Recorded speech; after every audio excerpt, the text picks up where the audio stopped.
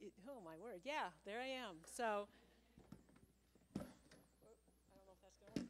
Okay. It's amazing what technology does. Do you know how to? Okay, sorry about that. Should have did that ahead of time. That is perfect right there. So either you stand there and hold it, or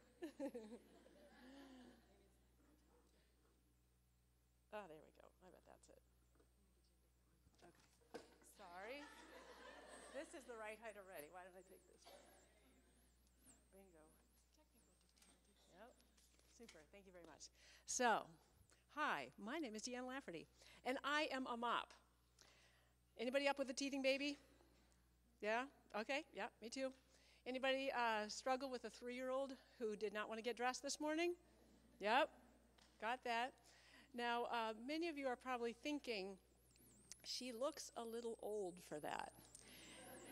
Yes, that is true.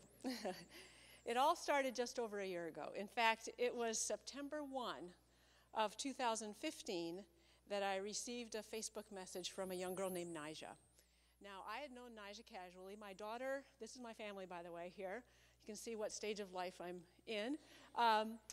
My daughter in the blue dress, Krista, is my second daughter, and she and Nija were classmates going through Kennett High School together, or Kennett, the school district. And so I had kind of known Nija, but not really that well. And when Nija was a sophomore in high school, 15 years old, she was pregnant. And she was involved at the garage. So Patty Olenek, the then leader of the garage, called a few of us together. I was working part-time then. And she said, would you guys be willing, as a group of about 3 moms, she said, would you be willing to help care for this baby? This young girl still needs to finish some high school. We want to help her keep going to classes and get her degree. So would you be willing to help care for this baby? I jumped at it. I love babies. I really do. And so I said, yes, I'd be willing to do that. So I got to know Isaiah pretty well. I cared for him 1 day a week. And Nija and I actually kind of clicked. I mean, same age as my daughter, so we just kind of clicked. Now, of course, we didn't go out to coffee or, anything like that together. We just, liked each other on Facebook, and she'd like things that I posted, and I'd like things that she posted. So, we're tight. But anyway, over the years, that's really all the relationship was. And I knew she was pregnant then again with her second daughter, or second child at 18, and then her third one at 21. And by then I was working full-time, but I still messaged her about a year and a half ago. I just said, hey, I see you're pregnant with your third child. If you ever need someone to take the second one, I knew the second one was living with her yet. The first one was living with Patty. I said, you know what, why don't you give me a call? I'd be glad to just watch her for a doctor's appointment or something like that. I didn't really hear anything, so, no big deal. So it really was a bit of a shock and a surprise when on September 1 she messaged me through Facebook again that she had just had a doctor's appointment and they found out that the baby had stopped growing. Now, she was about 3 weeks early at that point, and they wanted her to come in the next day to be induced. And so she was desperately searching for someone to take her 2-year-old for 6 to 8 weeks. Yeah, I see your eyes. 6 to 8 weeks. I had to read it like 2 or 3 times. Like, really? She's asking what? She's asking what? So I quickly called my husband. That was my first thing to do. Greg, we got to talk. And then second thing is I messaged her back and I said, listen, got your message? That's a big commitment. But let me talk to my husband. And I will get back to you within like an hour, 2 hours max. I promise.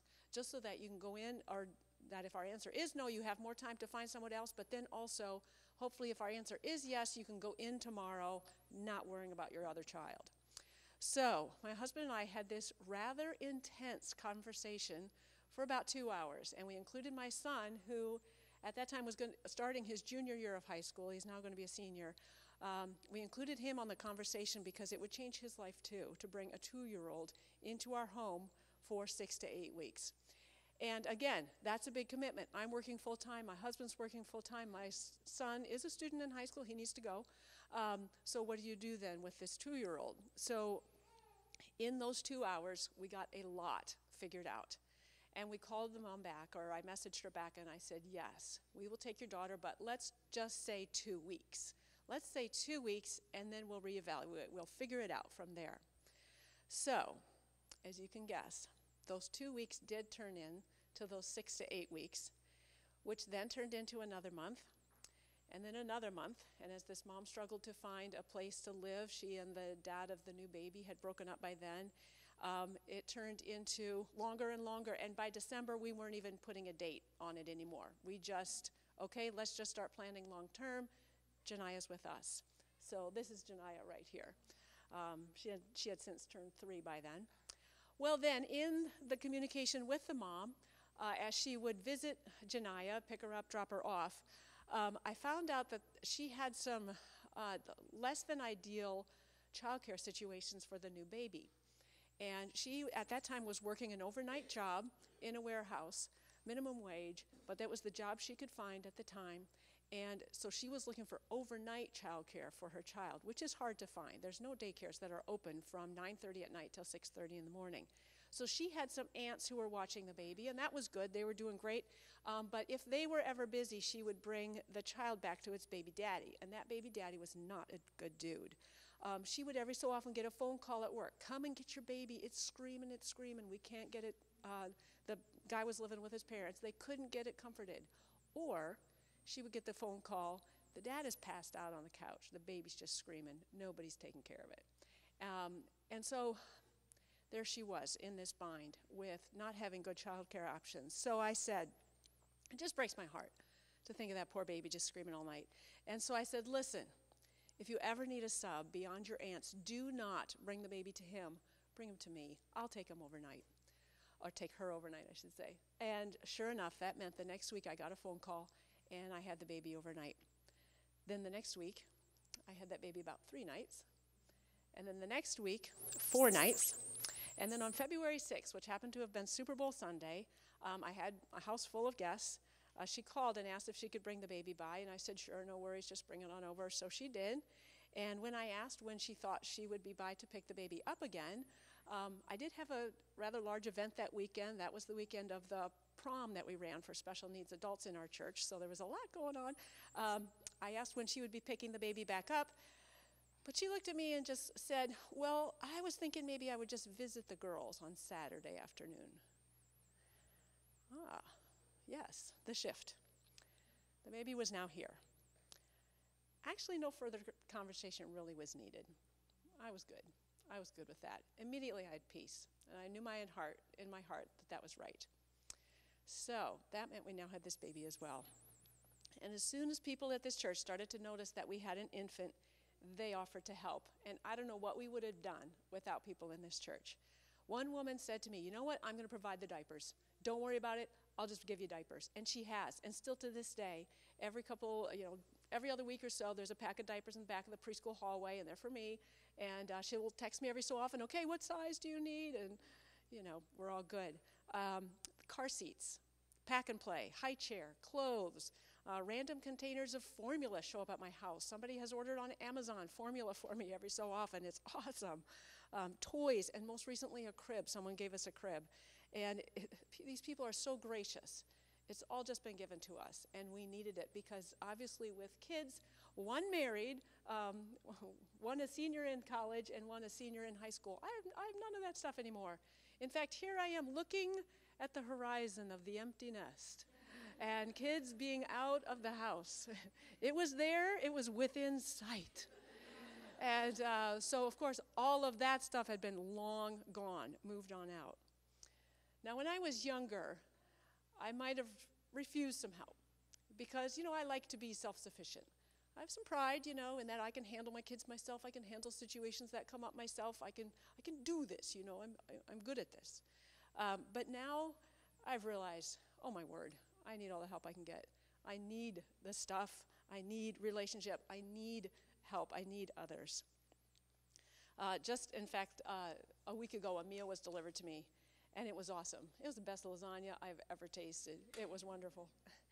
Andy Stanley is a famous pastor out of Atlanta, and he said, do for one, and in our case two, what you wish you could do for all. And I think that's been our driving truth in this whole situation.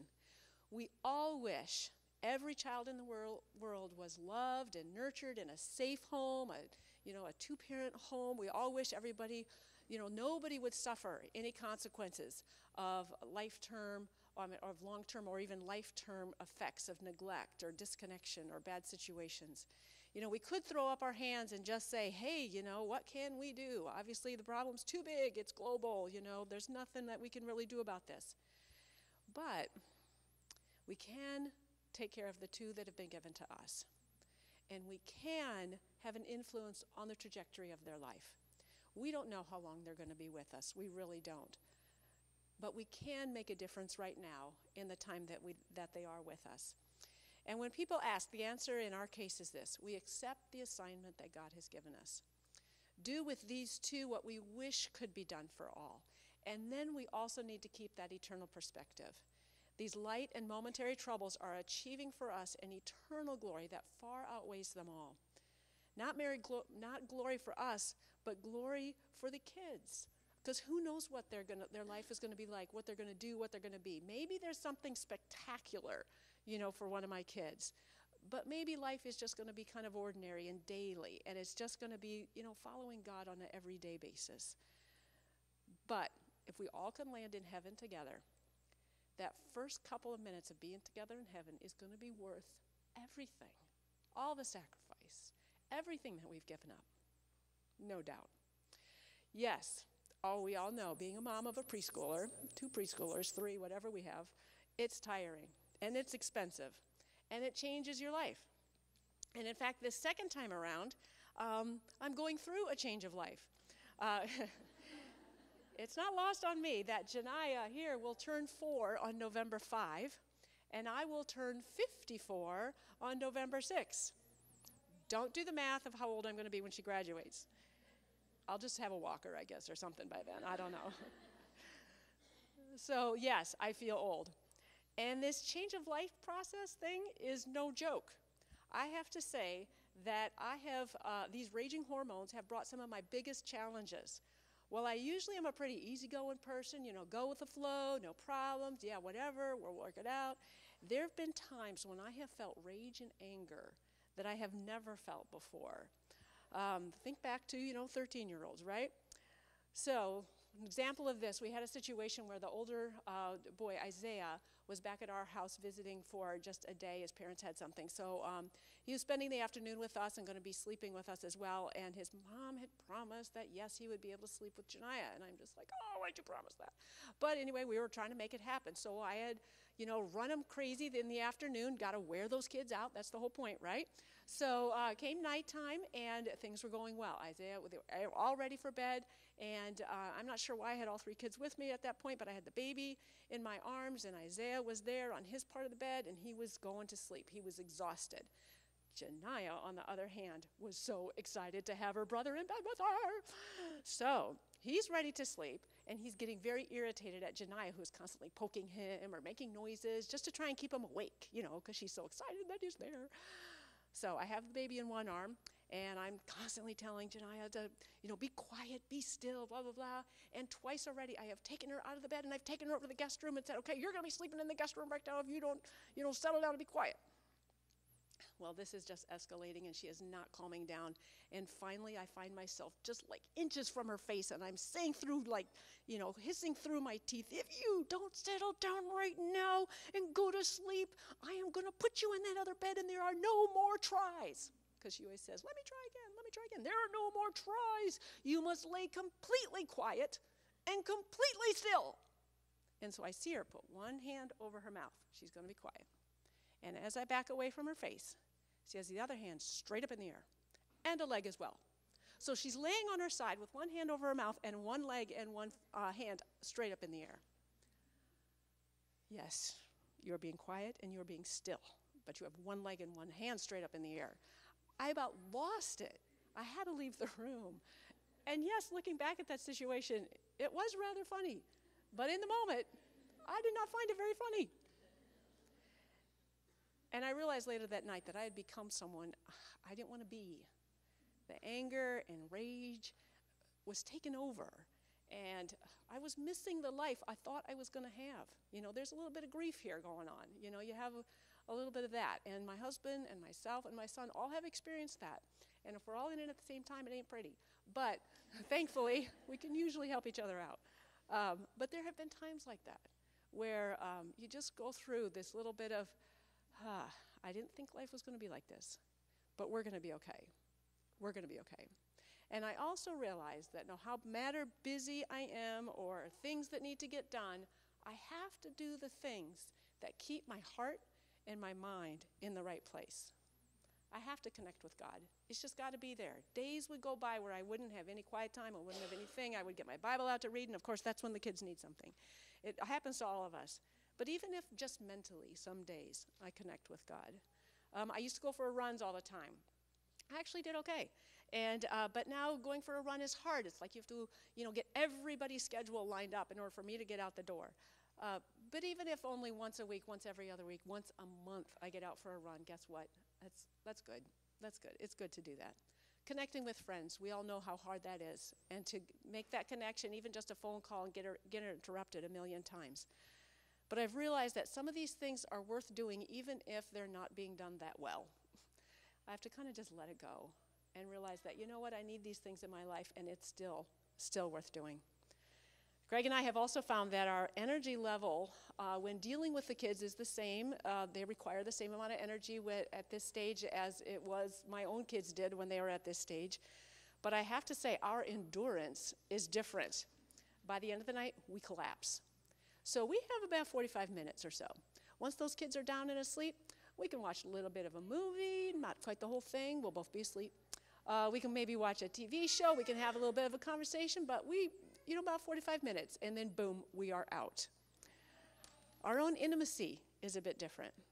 We are doing this parenting challenge more together than what we did in the past.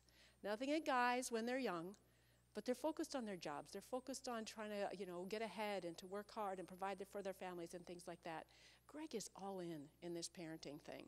And I just see a side of him that I don't want to say was missing before, but just that it wasn't in the forefront as much as it was in the past. And that has been a huge blessing. It has just been great. We are much more teammates now in this whole parenting thing. It's been wonderful. But we do find ourselves a little bit more disconnected just when the amount of time that we're able to spend together and the energy that we have. We go out less. We find ourselves kind of between friends right now. A bunch of our friends, of course, have all moved on because they are the empty nesters that can call randomly, hey, you want to go do this, go to the creamery or whatever tonight. And, well, let's quick arrange childcare. It's not quite as easy. And we're probably not going to make friends with people 20 years younger than us that have the preschool kids as well. So our life has become much simpler. We work and we parent. We've kind of narrowed it down to those two things. But our work matters and our parenting matters. And at least there's an eternal purpose in both of these things.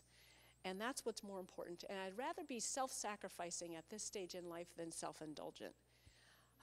Even for this talk. I'm not quite as prepared as what I would like to have been. I wasn't as prepared for that preview talk I had to give to the leaders. Frankly, I'm not particularly prepared for most anything these days. My house isn't as clean, my clothes, I don't have time to shop as much, It's just not as what I wanted it to be. But I've learned to live on the daily grace, the daily mercies that I find in a relationship with the Lord. And none of us could make it without that. And when it's all said and done, I realize that, parenting preschoolers, it's not that much different this time around. We're all tested, we're all stretched, we're all taken beyond our limits, no matter whether we're 23, 33, or 53. So as we get started in this new MOPS year, I encourage you, I encourage myself, let's stay connected. Let's share our stuff. Let's not be afraid to step out and make a new friend or to encourage someone, even if you don't know them that well yet. Offer to help, even if you're not best friends, just to get outside ourselves a little bit, to get outside our own situation and see someone else. I have a lot of excuses right now to not be involved, to not lend a hand, to not reach out, to not host things at my house. But you know what? I have to keep following that gentle nudge of God's Spirit in my life. Because only when we go ahead and just do these things, just keep working it, keep doing it, only then can we experience the rich blessings that God has in store for each of us. Thank you very much.